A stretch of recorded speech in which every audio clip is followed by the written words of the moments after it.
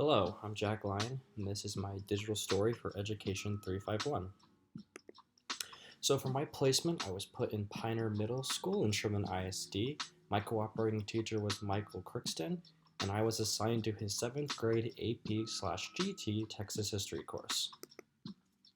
So the characteristics of the classroom is that there was only about 12 students in the class, ranging from both males and females, and several different ethnicities and sort of backgrounds. They were an incredible group to be a part of, and getting to know them was fantastic. It was actually really nice to get that sort of diversity in the classroom, as I was really able to gauge their different learning styles and their different habits and ideals on things. Especially when it came to the actual subject matter of history, they all had different understandings and different sort of ideas on what they were learning.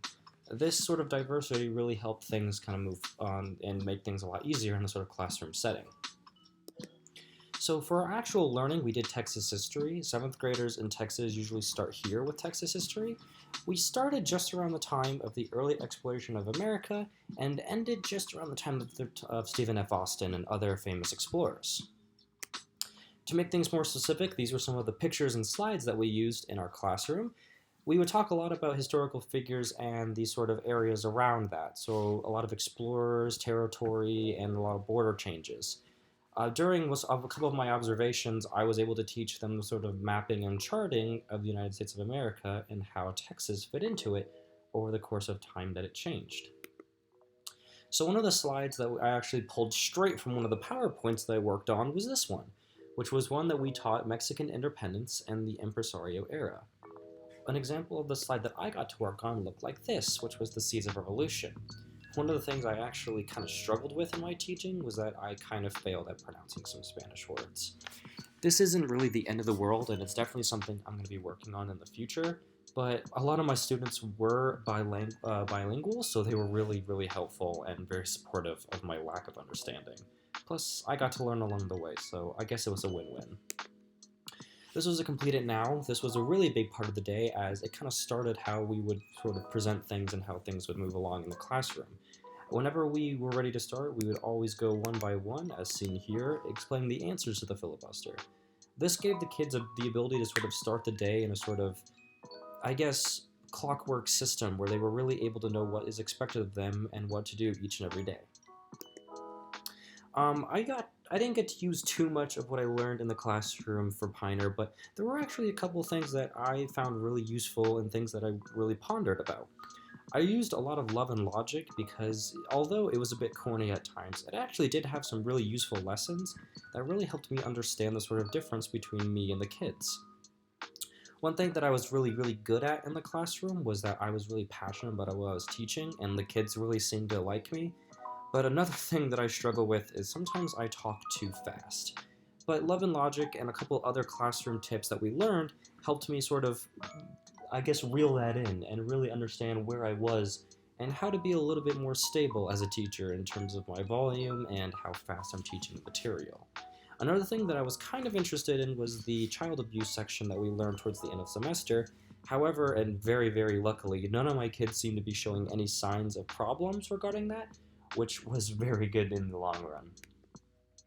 Again, some of the strengths of my teaching was that I was very much interested and I was very good at mapping, which the kids were sort of struggling on. I also got to teach them how to write their own essays, which was actually really enjoyable, all things considered. I didn't really think I'd be teaching them that, but it was actually really, really fun. And the kids seemed really liked the amount of wild information I knew about each subject. Weaknesses, again, I talk a little bit too fast when I present and when I teach, and I need to work on my pronunciation a lot more. For the future of Education 400, I plan to use everything I learned from the 7th grade classroom onwards. I know it was a 7th grade classroom, and I'm aiming for that sort of high school level, but I feel as if everything I learned here is something I can absolutely carry on for the future. Again, diversity, I think that this was sort of a precursor to what I should expect in the classroom. I think diversity is incredibly important because not only are you getting different outlooks on life, but you're going to get general different people altogether. I had kids that were tired, kids that were lazy, kids that were black, kids that were white. I had all sorts of different kids, and getting to see that sort of aspect allows me to really prepare for the future. In terms of communication, my kids and I were incredibly back and forth with each other, and my CT was certainly very, very helpful. I think communication is incredibly important because if the student doesn't understand what the teacher's communicating, then the teacher isn't going to understand what the student is trying to communicate back in terms of assignments and tests.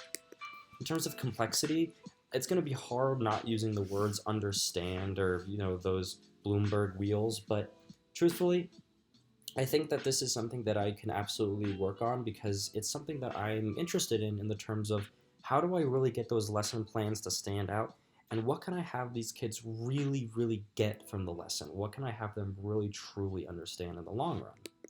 Technology, we did our tech plans early on the semester, and I honestly think I might use my program once or twice.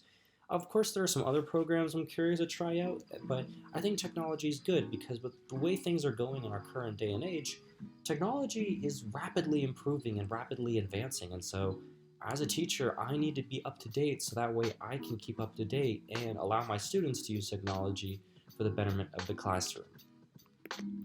All in all, Education 300 was incredibly wonderful, and I was very, very fortunate to be able to really start out in a teaching environment, and I can't wait for ATP Master's Program and Education 400.